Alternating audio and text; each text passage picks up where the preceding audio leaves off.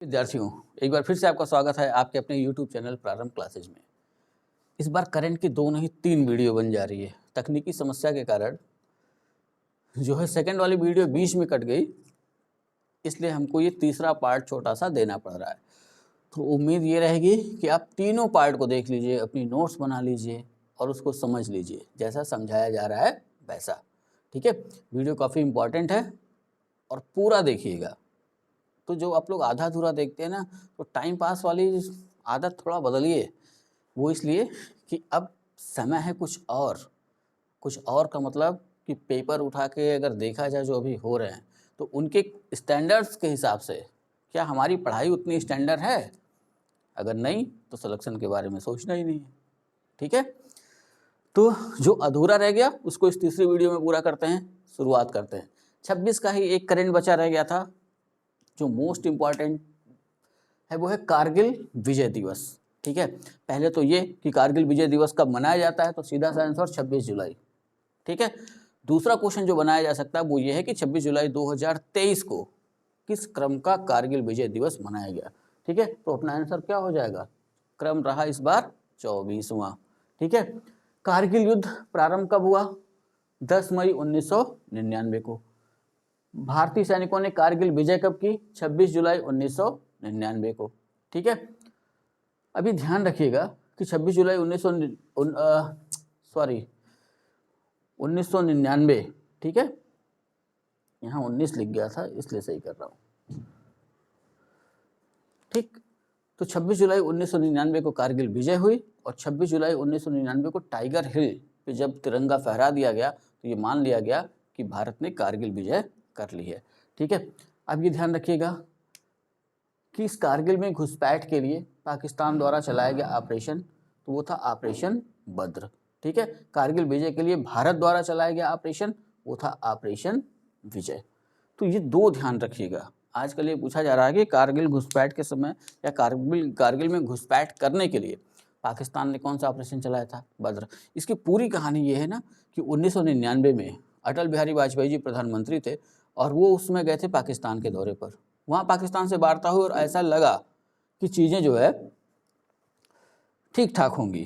ठीक ठाक का मतलब कि भारत और पाकिस्तान के रिश्ते सुधरेंगे, ये आश्वासन मिला वाजपेयी जी को। वाजपेयी जी भारत आ गए और इसी का फ़ायदा उठा करके पाकिस्तान ने कुछ आतंकवादियों को और कुछ अपने सैनिकों को भारत में घुसपैठ करा दी कारगिल के क्षेत्र में। ठीक है, तो उसमें कारगिल तो जम्मू कश्मीर में था, लेकिन आज अगर देखें तो लद्दाख में। ठीक है, तो यहाँ पे जो है घुसपैठ करा दी और उस घुसपैठ से निपटने के लिए 2 लाख की भारतीय सेना पहुंची थी जम्मू कश्मीर। और ये ध्यान रखना है कि समस्या ये थी ना कि घुसपैठिए पर्वत के ऊपर थे या पहाड़ी के चोटी के ऊपर थे और भारतीय सेना को नीचे से जाना था। अब समस्या इसमें ये थी कि जैसा कि एक सिंपल सा नियम है कि अगर हम छत पे खड़े होकर किसी को पत्थर मारें और कोई नीचे से खड़े होकर हमको पत्थर मारे तो किसका ज़्यादा लगेगा? ऊपर वाले का ना। तो यही समस्या थी यहाँ पर। ठीक है, तो इसी समस्या की वजह से 527 भारतीय सैनिक शहीद हुए इस युद्ध में। ठीक है, और कई घायल हुए। तो इन शहीदों में 3 नाम ऐसा है जो ध्यान रखना है, क्योंकि इन्हें मरणोपरांत परमवीर चक्र से सम्मानित किया गया। पहला नाम जो याद रखना है वो कैप्टन मनोज पांडे, गोरखा राइफल से इनका संबंध था। योगेंद्र सिंह यादव ग्रेनेडियर थे। ठीक है, और तीसरा नाम कैप्टन विक्रम बत्रा, 13वीं बटालियन जम्मू कश्मीर से संबंधित थे। तीनों ने अदम्य साहस का परिचय दिया और वीरता दिखाई, जिसकी वजह से मरणोपरांत इनको परमवीर चक्र से सम्मानित किया गया। परमवीर चक्र युद्ध काल में दिया जाने वाला भारत का सर्वोच्च सैन्य सम्मान है। ठीक है, अब चलते हैं नेक्स्ट करंट की तरफ। अब आते हैं 27 के करंट की तरफ। ठीक है, तो वहाँ जो पहला करंट आ रहा है वो उत्तर प्रदेश की जीडीपी यानी सकल घरेलू उत्पाद में योगदान देने वाले शीर्ष जिले। कौन से ऐसे जिले हैं जो उत्तर प्रदेश की जीडीपी में सबसे अधिक योगदान देते हैं? तो उस संदर्भ में गाजियाबाद गौतम बुद्ध नगर पहले स्थान पर, दूसरे स्थान पर लखनऊ, तीसरे पे आगरा, चौथे पे प्रयागराज, पांचवें पे मेरठ। ठीक है, अब अगर क्षेत्र वाइज डिवाइड किया जाए, पश्चिमी उत्तर प्रदेश, पूर्वी उत्तर प्रदेश, उत्तरी उत्तर प्रदेश, दक्षिणी उत्तर प्रदेश, या बुंदेलखंड, या मध्य उत्तर प्रदेश। अगर इसमें हम डिवाइड करके देखें तो सबसे अधिक योगदान जो जीडीपी में देता है वो है पश्चिमी उत्तर प्रदेश। रीजन स्पष्ट है, पश्चिमी उत्तर प्रदेश सटा हुआ है देश की राजधानी के साथ, ठीक है।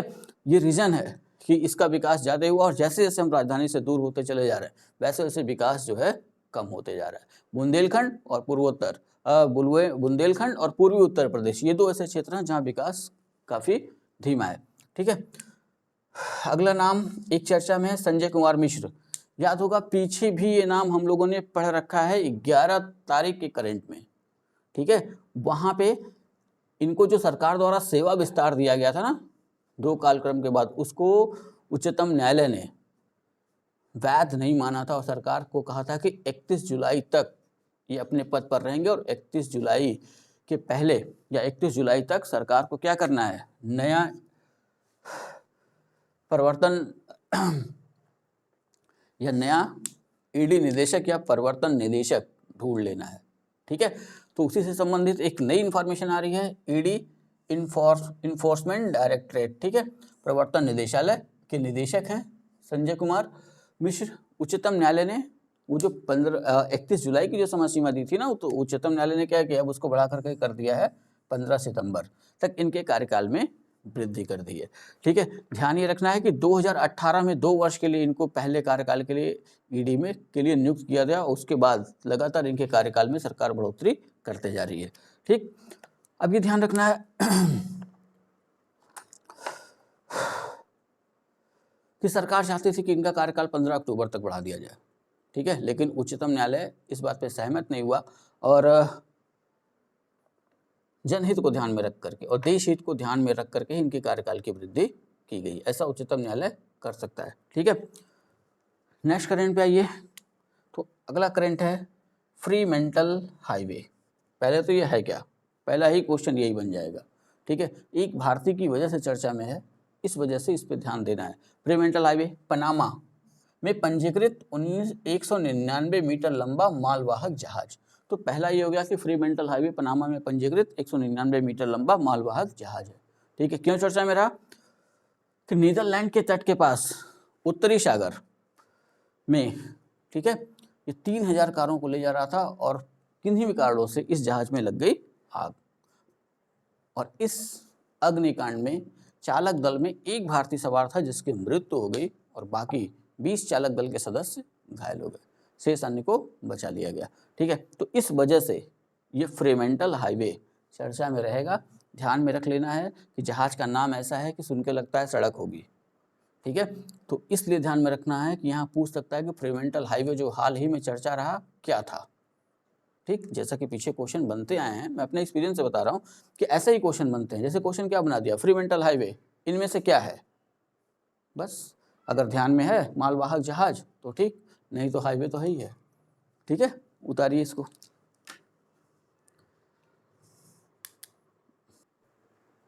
हाँ विद्यार्थियों, तो अगले करंट पे ध्यान देते हैं। अगला करंट जो 27 में है वो है एक देश चर्चा में है, उस देश का नाम है घाना। अब घाना है कहाँ, तो पश्चिमी अफ्रीकी देश है, गिनी की खाड़ी के तट पर स्थित है। ये तो दो हो गई इसकी इंफॉर्मेशन। तो अगर घाना अफ्रीका, ठीक है, अफ्रीका में कहाँ, पूरा पश्चिम उत्तर दक्षिण करते तो पश्चिमी, ठीक है। राजधानी क्या है इसकी, तो राजधानी अक्करा, मुद्रा घाना सेडी। ये इसलिए मैं बता रहा हूँ ना कि जो पेपर के जो ट्रेंड जो देखने में आ रहे हैं वो ट्रेंड ये है कि अगर कोई ऐसा देश चर्चा में आया, अब ऐसा नहीं है कि जो है इतने देश हैं किसी की भी राजधानी आपसे पूछ लेगा, किसी की भी मुद्रा पूछ लेगा, जाहिर सी बात है किसी न किसी कारण से वो देश चर्चा में आया है, इसलिए उसकी राजधानी और उसकी मुद्रा पूछी गई है, ठीक है। तो ये करंट का एक ट्रिक है जो ध्यान में रखना है। कभी कभी जो है पेपर बनाने वाला किसी और दिमाग में होगा तो कहीं से भी डाल देगा, लेकिन इसी हिसाब से काम चलता है। तो राजधानी अक्करा, मुद्रा घाना सेडी, ठीक है। क्यों चर्चा में रहा, तो घाना की संसद में मृत्युदंड समाप्त करने के लिए मतदान हुआ, ठीक है। और क्या निश्चय किया गया कि केवल राजद्रोह के लिए मृत्युदंड का प्रावधान रहेगा, बाकी सभी चीज के लिए खत्म कर दिया जाएगा।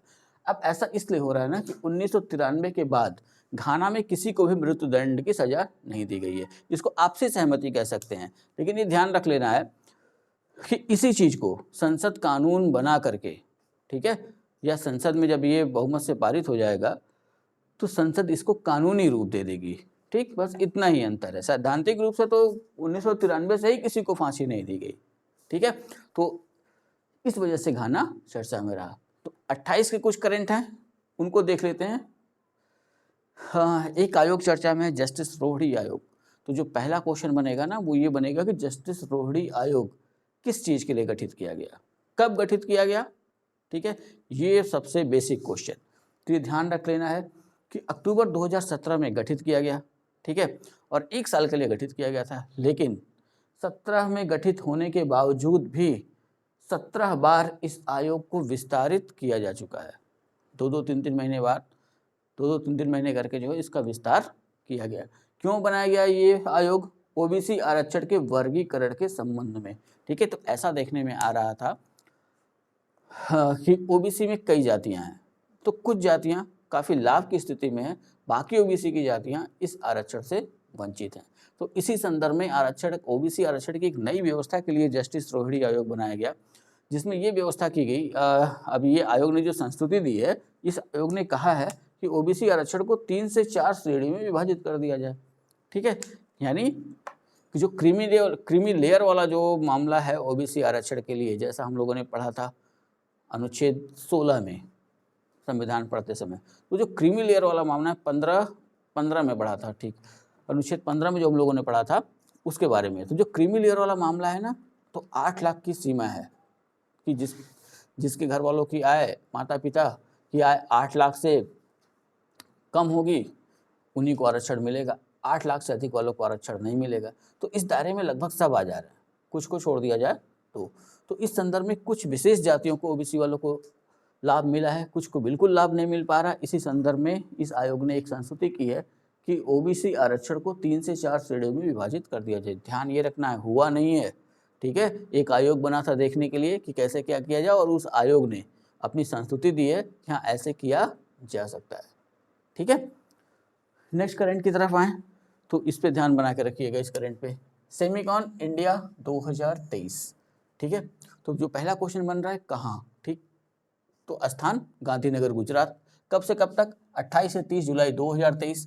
इसका उद्घाटन किसने किया? प्रधानमंत्री ने। तो ऑफिशियली जाहिर सी बात है 28 तारीख को उद्घाटन करेंगे, 28 से 30 चल रहा है तो 28 को उद्घाटन प्रधानमंत्री द्वारा।